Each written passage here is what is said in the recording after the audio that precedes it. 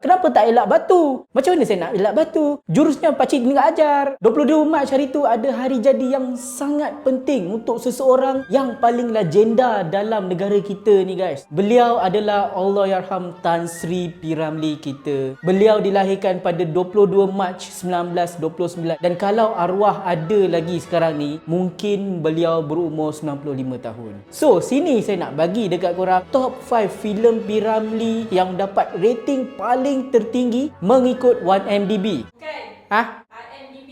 IMDb guys, my mistaken. Baik, filem di tempat yang kelima ni adalah filem yang antara filem terakhir arwah lah, iaitu filem Do Re Mi pada tahun 1966 guys. Dan filem ni dia dapat rating sebanyak 8.0 bintang dalam IMDb. Gandingan antara P. Ramlee, AR Tompel, Ibrahim Day ni yang membuatkan korang memang pecah perut lah bila korang tengok gelagat dorang masing-masing kan. Tapi bukan setakat gelagat P. Ramlee tunjuk, dia nak tunjukkan dari mana datangnya Do ni, dari mana datangnya Ray dan dari mana datangnya Mi ni. Kemudian macam mana diorang bertembung dekat satu tempat dan menjadi kawan baik. Dan antara lagu-lagu dia pun yang telah membuatkan saya menyayat hati, sedih dan terasa, antaranya adalah macam lagu Rantai Terlepas. Dan juga antara lagu yang paling ikonik yang pernah diorang buat adalah lagu Hai Obat.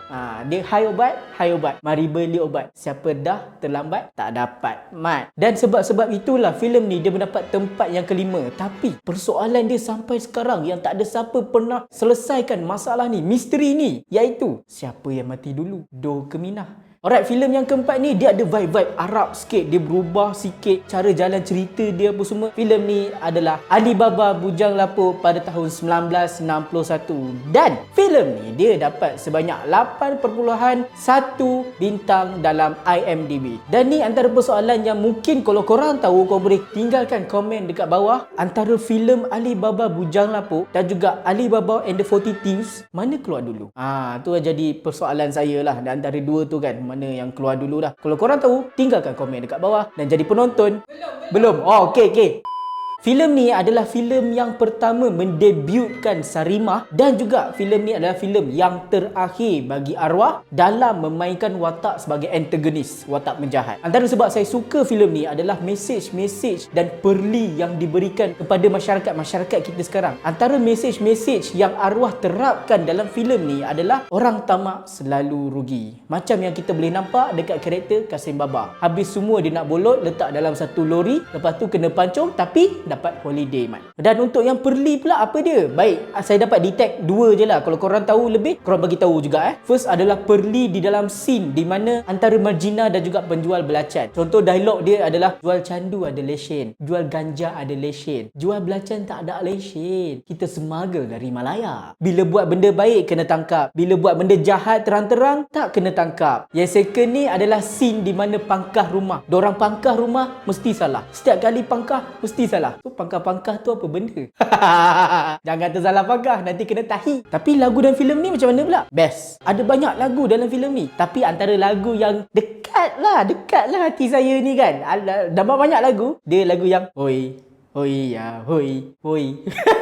Filem yang ketiga ni yang juga dapat rating sebanyak 8.3 di IMDb adalah satu filem kegemaran para lelaki di luar sana, iaitu filem Madu 3. Filem ni dia memang sangat diminati oleh kesemua kaum lelaki sebab dia memberi pengajaran, pembelajaran macam mana nak menjadi seorang yang bijak.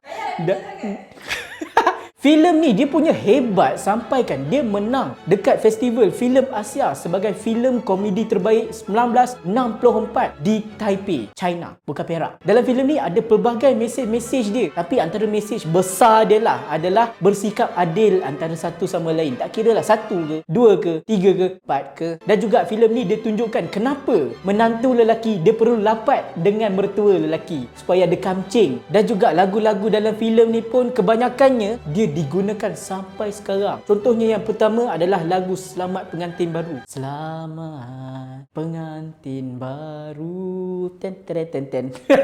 Dan yang kedua pula adalah Gambus Jodoh. Yang mana tak tahu macam pernah dengar. Mungkin korang tak pernah dengar tajuk, tapi lirik dia tu confirm korang pernah dengar. Pukullah tabu, pukul rebana. Lagu-lagu ni kalau korang selalu dengar, mesti korang akan terbayang dalam fikiran korang, weh, mana nasi minyak? Last but not least, filem yang kedua ni diiktiraf sebagai antara filem yang terbaik arwah P. Ramlee pernah hasilkan, iaitu filem Pendekar Bujang Lapuk pada tahun 1959. Filem ni dia dapat rating sebanyak 8.6 bintang dekat IMDb, dan antara yang menyebabkan filem ni meletup adalah gandengan antara tiga trio yang paling legenda ni, P. Ramlee, Aziz Sata dan juga S. Syamsuddin. Dorang ni punya gelagat memang lawak, campur dengan watak baru iaitu pendekar mustar, macam mana dorang belajar bersilat, dan antara dialog-dialog dorang yang sangat kelakar, contohnya macam Aziz kena baling batu. Kenapa tak elak batu? Macam mana saya nak elak batu? Jurusnya pakcik tinggal ajar. Dia bukan setakat dialog yang kelakar je, dia ada jugalah dialog yang sini-sini sikit kan, yang mana kalau terasa tu faham-faham lah kenapa. Antara dialog yang diucapkan oleh S. Syamsuddin pasal sekolah tu lah kan, yang bergerigi macam kandang harimau tu, Alif Mim Nun Waw. Alif tendang waw, sarkas lah. Dan yang last kali ni, filem P. Ramlee yang dapat rating yang paling tertinggi dekat IMDb sebanyak 9.2 bintang adalah Seniman Bujang Lapuk. Kenapa saya cakap macam tu? Filem ni bukan hanya sekadar gelak ketawa, tapi dia juga adalah sebagai satu medium untuk budak-budak yang tengah sekarang ni belajar filem. Macam mana saya tahu? Sebab saya pun salah satu pelajar filem dahulu. Filem ni dia punya vibe lain daripada yang lain. Diorang punya jalan cerita, diorang punya lawak, contohnya macam dekat scene screen test tu. Bagi saya, scene screen test tu adalah scene yang paling terbaik P. Ramlee tengah buat. Dialog-dialog diorang pun semua pecah, lawak. Contohnya macam ada satu scene antara Aziz dengan Sudin ni yang diorang borak dekat bilik tu, kata ada katil kosong ke tak, ada rumah kosong. Aziz kata ada, 7 kaki dalam, 3 kaki lebar. Kebanyakan dialog-dialog yang 3 orang ni buat, semuanya improv, kelakar, dong bersahaja. So, antara 5 filem ni, yang mana filem kegemaran korang, ataupun antara yang selain daripada 5 ni, yang mana juga filem P. Ramlee kegemaran korang, korang boleh komen dekat bawah. Jadilah penonton yang setia dan salam Ramadan.